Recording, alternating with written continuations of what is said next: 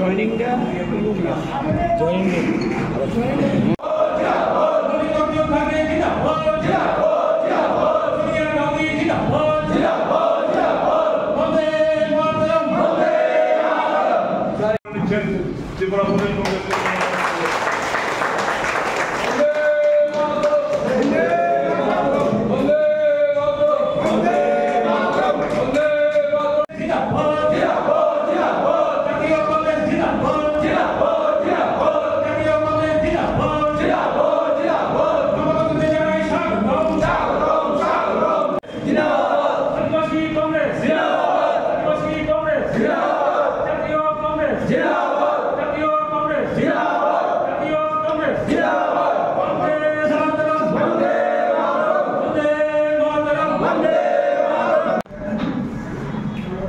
আমার মনে হয় আজ অবধি ত্রিপুরা রাজ্যে অনেকগুলি আঞ্চলিক দল গঠন করেছে, কাজ করেছে, কিন্তু তারা এখানকার জনজাতি বা আদিবাসীদের আসল যে সমস্যাগুলি এগুলি নজর না দিয়ে অন্যান্য লোভনীয় স্লোগান তুলে ওদেরকে ঠকিয়ে যাচ্ছে। কাজেই আমি মনে করি যে এই সব প্রতারণা বা বঞ্চনা থেকে মুক্তি দেওয়ার জন্য আমি জাতীয় কংগ্রেসে যোগদান করেছি। যে বর্তমানে যে দল ত্রিপুরা মতো রয়েছে এডিসি প্রশাসনে, তাদের কার্যকলাপ নিয়ে কি বক্তব্য আছে, কী করতে তাদের সম্বন্ধে আমি ডিটেলস এত বলবো না, কিন্তু একটা কথাই বলবো যে ওদের স্লোগান ছিল গ্রেটার ত্রিপুরাল্যান্ড। এই গ্রেটার ত্রিপুরাল্যান্ডটা কী আজ অবধি আমরা কোনো লিখিত কিছুই পাইনি। আমরা শুনেছি ইভেন মেমোরেন্ডাম আকারেও ওরা দেয়নি, পার্টিগতভাবে। ডিসিতে ওরা একটা কী জানি বলে রেজলিউশন পাস করে পাঠিয়েছে, কিন্তু এই ত্রিপুরা মঠের দলগতভাবে কোনো মেমোরেন্ডাম এখন অবধি দেখি সাবমিট করেনি। হোয়াট ইজ গ্রেটার ত্রিপুরাল্যান্ড, কী নিয়ে গ্রেটার ত্রিপুরাল্যান্ড এখন জানি। তো আপনি কি মনে করছেন এডিসি এলাকায় যারা জনজাতিরা রয়েছে তারা কি ত্রিপুরা মথা অন্য অন্য দল যে রয়েছে সেখান থেকে মুখ ফিরিয়ে কংগ্রেসের দিকে অভিমুখ হচ্ছে? অবশ্যই করবে, সেখানে আমাদের যেতে হবে, মানুষের কাছে বোঝাতে হবে ওরা কি করছে এখন এবং ভবিষ্যতে ওরা কি করতে পারবে না, এগুলি আমাদের ডিটেলস বোঝাতে হবে মানুষের কাছে।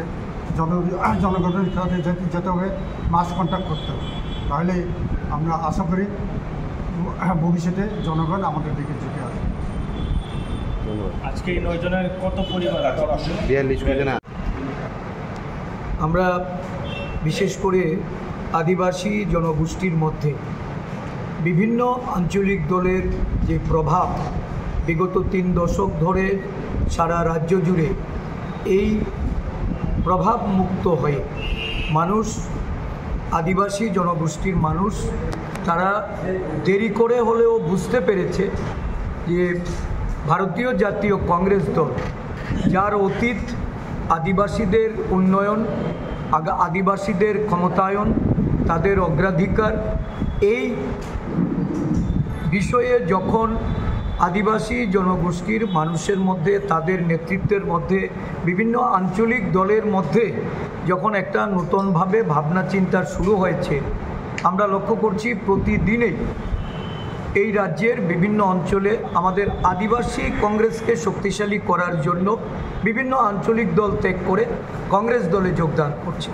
আজকে আমি স্বাগত জানাই যে তদানীন্তন আইএনপিটি দলে যিনি একসময় সভাপতি রূপে কাজ করেছেন বা এই দলের যারা মুখ্য ভূমিকায় ছিলেন, বিভিন্ন পদাধিকারীগণ, শিবচন্দ্র দেববর্মার নেতৃত্বে প্রায় 9 জন নেতৃত্ব এবং ত্রিপুরা মথা থেকে আরও 2 জন নেতৃত্ব, বিভিন্ন রাজনৈতিক দলে, আঞ্চলিক দলে যারা কাজ করার পর তাদের বর্তমান যে ভাবনা, এই ভাবনা হলো জাতীয় কংগ্রেস দলকে এগিয়ে নিয়ে যাওয়া। কারণ কংগ্রেস দলই একমাত্র এই রাজ্যে আদিবাসীদের ক্ষমতায়ন করেছে, আদিবাসীদের উন্নয়নের জন্য তারা পদক্ষেপ নিয়েছে এবং এই পদক্ষেপ যা বিগত সরকার, বামফ্রন্ট সরকার বলুন বা বর্তমান বিজেপি সরকার বলুন, এই দুটো সরকারেই তাদের অধিকারকে খর্ব করার চেষ্টা করেছে। তো স্বাভাবিকভাবেই জাতীয় কংগ্রেসকে শক্তিশালী করার জন্য যারা এগিয়ে এসছেন, এই নেতৃত্বকে আমরা দলে যেমন স্বাগত জানাই, তাদের রাজনৈতিক মর্যাদা সহকারে আগামী দিন ত্রিপুরা রাজ্যে এই জাতীয় কংগ্রেসের যে সারা দেশব্যাপী আদিবাসী, দলিত, অতি পশ্চাৎপদ এবং সংখ্যালঘুদের তাদের উন্নয়নে, তাদের সামগ্রিক, তাদের যে সংরক্ষণ সহ সামাজিক ন্যায়ের জন্য যে লড়াই মল্লিকার্জুন খার্গেজির নেতৃত্বে জননায়ক রাহুল গান্ধীর তার সর্বক্ষণ সারা দেশব্যাপী যে কর্মসূচির মাধ্যমে উনি যেভাবে এটাকে পরিচালনা করে নিয়ে যাচ্ছেন, এই দিক থেকে অনুপ্রাণিত হয়ে আমাদের রাজ্যেও ব্যাপক আদিবাসী, দলিত, পশ্চাৎপদ, সংখ্যালঘুদের সমাগম হতে যাচ্ছে। কংগ্রেস দলকে শক্তিশালী করার জন্য তাদের যে ভূমিকা, এই ভূমিকাকে আমি আবারও সাধুবাদ জানাচ্ছি। আগামী দিন থেকে আদিবাসী কংগ্রেসের নেতৃত্বে আমাদের সমস্ত উপজাতি নেতৃত্বরা ঐক্যবদ্ধভাবে এই রাজ্যে পরিবর্তনের জন্য তারা লড়াই অবতীর্ণ হবে। আজকে মহান বিপ্লবী কবি কাজী নজরুল ইসলাম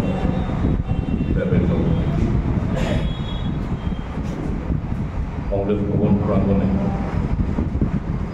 আজকে এই মহান দিবসটি জনগণ মর্যাদাতে আমরা পালন করব।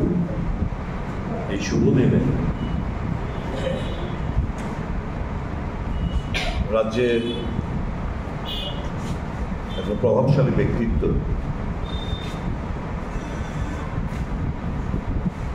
সার্বিক রাজ্যের প্রেক্ষাপট বিবেচনা করে আদিবাসী জনগোষ্ঠীর আগামী দিনের ভবিষ্যতের কথা মাথায় রেখে একটা সময় যিনি আইএনপিটির নেতৃত্ব দিতেন, শ্রী শিবচন্দ্র দেববর্মা মহাশয়, ওনার নেতৃত্বে 9 জন রাজ্যের আইএনপিটির নেতৃত্ব, যারা একটা সময় সারা রাজ্য চষে বেড়াতেন, মানুষকে দিশা দেখানোর লক্ষ্যে, মানুষকে ঐক্যবদ্ধ করার লক্ষ্যে এবং তিপ্রাসা জাতিগোষ্ঠীর ন্যায্য দাবি দাওয়াগুলো নিয়ে লড়াই সংগ্রাম করেছেন, সেই সমস্ত নেতৃত্ব আজকে কংগ্রেস দলে যোগদান করার সিদ্ধান্ত নিয়েছেন। শ্রী শিবচন্দ্র দেববর্মা মহাশয়ের নেতৃত্বে যে সমস্ত নেতৃত্ব যোগদান করছেন তারা হলেন বিশ্বনন্দ দেববর্মা, উপানন্দ দেববর্মা, বিক্রম দেববর্মা, খগেন্দ্র দেববর্মা, দেবাশিস দেববর্মা, অমল কুমার দত্ত, শ্রী বীরচন্দ্র দেববর্মা, শ্রী প্রদীপ কুমার সিংহ। ওনারা আজকে আমাদের দলে যোগদান করবেন। তাদের হাতে পতাকা তুলে দেবেন ত্রিপুরা প্রদেশ কংগ্রেস কমিটির মাননীয় সভাপতি শ্রী আশিস কুমার সাহা এবং আমাদের আদিবাসী কংগ্রেসের নেতা শব্দকুমার জমাতিয়া মহাশয়। তাছাড়াও কাকারজলা বিধানসভা কেন্দ্রের ত্রিপুরা মথার 2 জন নেতৃত্ব, সুধীর দেববর্মা এবং শচীন্দ্র দেববর্মা, ওনারাও আজকে মনস্থ করেছেন কংগ্রেস দলে যোগদান করবেন।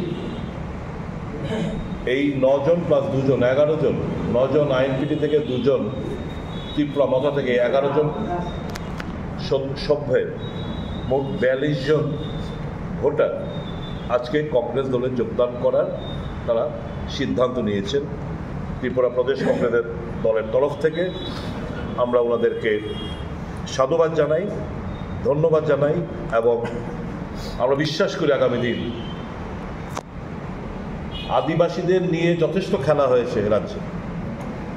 নানা আঞ্চলিক দল, নানা রাজনৈতিক দল তাদেরকে ব্যবহৃত করে আছে।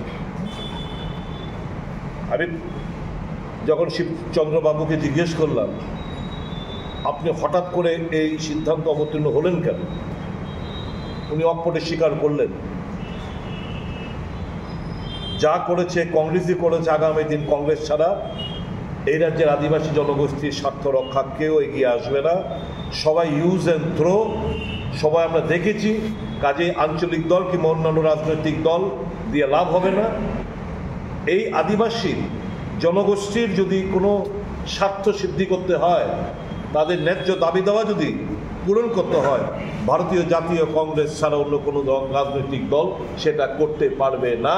উনি বলেছেন এডিসি গঠন থেকে 17 থেকে 20টা আসন তা বৃদ্ধি করা সংবিধান সংশোধনের মাধ্যমে, কাজের অধিকার, বনাধিকার আইন, খাদ্যের অধিকার, স্বাস্থ্যের অধিকার, শিক্ষার অধিকার, সবটা যা আমরা পেয়েছি কংগ্রেস থেকে পেয়েছি। কাজে কংগ্রেসই হচ্ছে একমাত্র রাজনৈতিক দল যে বিশেষ করে যে ত্রিপুরা জাতিগোষ্ঠী আদিবাসীদের জন্য বিগত দিনগুলো তো করেছেন, এখনো কংগ্রেস দল আদিবাসী দিনে চিন্তা ভাবনা করে, আগামী দিনও করবেন। কাজে কংগ্রেসকে শক্তিশালী করা ছাড়া আর কোনো বিকল্প নেই আমার হাতে।